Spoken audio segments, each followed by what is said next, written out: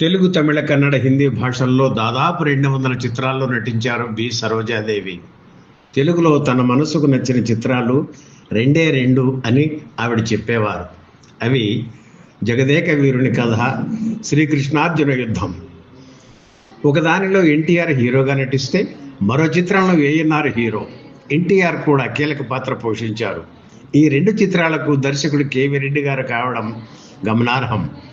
శ్రీకృష్ణార్జున యుద్ధం చిత్రంలోనే చిన్నన్నయ్య అంటూ ఎన్టీఆర్ను సరోజాదేవి పిలవడం అప్పట్లో ఆడపిల్లలకు పెద్ద క్రేజ్.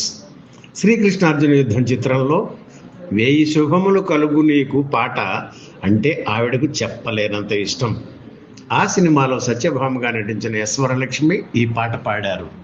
చిత్ర దర్శకుడు కేవీ రెడ్డికి బి సరోజాదేవి అంటే ఎంతో అభిమానం. ఆవిడ రూపలావణ్యాలను ఆయన మెచ్చుకునేవారు.